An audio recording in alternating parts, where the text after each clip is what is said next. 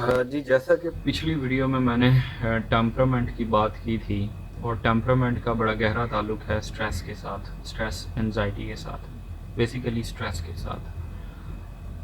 Temperament में जो youth यानी जवानी होती है वो बैलेंस होती है। जैसा कि मैंने बताया था कि टेम्परामेंट की टाइप्स हैं, 9 टाइप्स। तो जवानी का जो टेम्परामेंट है वो बैलेंस होता है, ठीक है।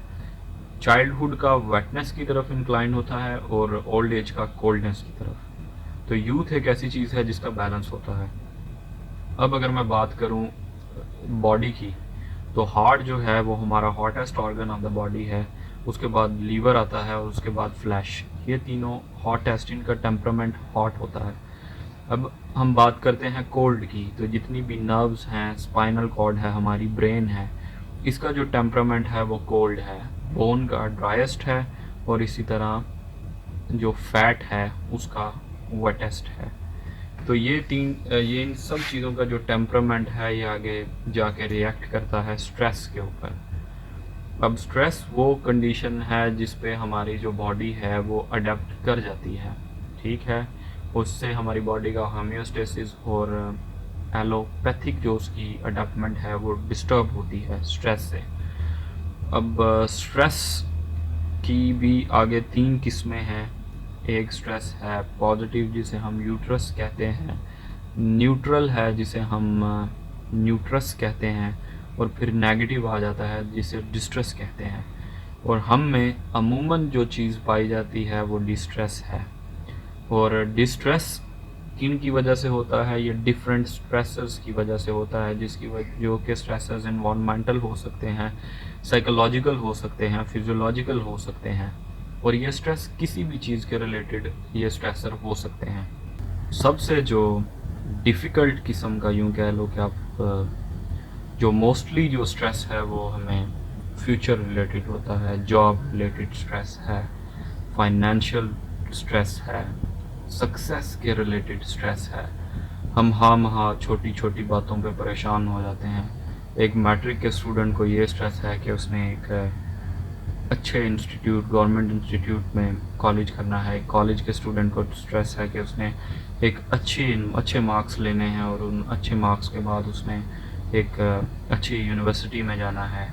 एक यूनिवर्सिटी के स्टूडेंट को स्ट्रेस है कि उसने अपने फ्यूचर को कॉप अप करना है, अपने फ्यूचर को बिल्ड करना है। एक प्रोफेशनल और एक बिजनेसमैन को स्ट्रेस है कि उसने अपने बिजनेस को एक्सपेंड करना है।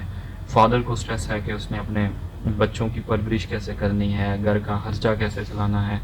मदर को ये स्ट्रेस है कि बच्चों का फ्यूचर कैसा होगा। तो हम हर कोई कहीं ना कहीं स्ट्रेस में जो है वो गिरा हुआ है, और इस स्ट्रेस से निकलने के लिए, इस स्ट्रेस को कॉप अप करने के लिए सबसे जो इम्पॉर्टेंट चीज़ होती है वो बंदे की इमोशनल हेल्थ है। उसका ये है कि वो उस स्ट्रेस को मैनेज कैसे करता है, उसकी मैनेजमेंट कैसी है, पॉजिटिविटी को कैसे लाया जाए, पॉजिटिव साइकोलॉजी को कैसे इम्प्रूव किया जाए, ऑप्टिमिज्म यानी कि उम्मीद की किरण कैसे जगाई जाए।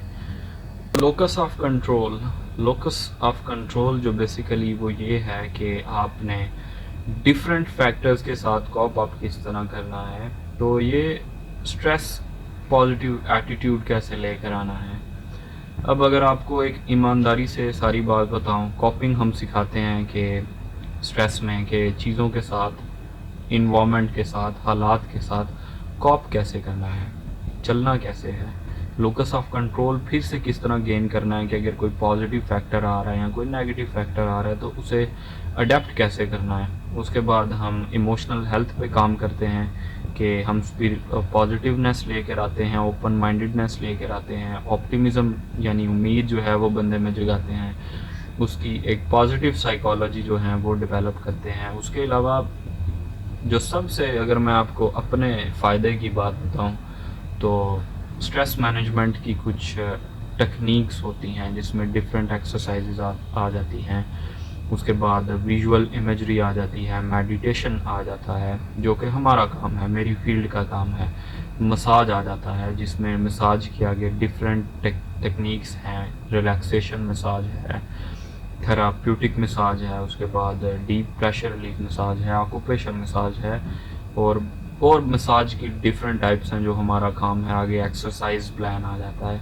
لیکن میں یہاں پہ ایک جنرل بینیفیشل بات کر رہا ہوں، ایک ایسی بات کر رہا ہوں کہ ہر بندہ اس چیز کو افورڈ نہیں کر سکتا.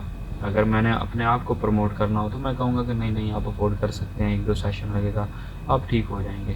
لیکن اگر میں آپ کو جنرل بات کروں کہ ان ساری چیزوں میں، کوپنگ میں، اسٹریس مینجمنٹ میں، میڈیٹیشن میں، سلیپ، یہ ساری چیزیں جو ہیں وہ اسٹریس کو ریلیف کرنے کا کام کرتی ہیں. پھر ایک فارمیکو تھراپی، ایک میڈیکیشنز آ جاتی ہیں، اینٹی ڈپریسنٹ، یہ سب.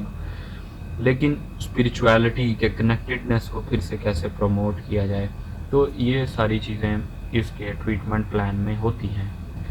اگر ان سب چیزوں کو میں اپنے فائدے کی بات کروں، اگر آپ کو اپنی فیلڈ کے حساب سے، تو اسٹریس مینجمنٹ کیسے کیا جائے، اس کے لیے کون سی ایکسرسائزز ہوں گی، یہ میرا کام ہے.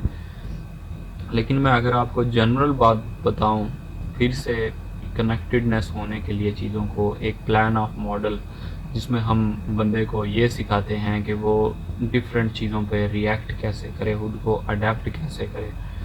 ان ساری چیزوں کا حل ایک چیز میں ہے.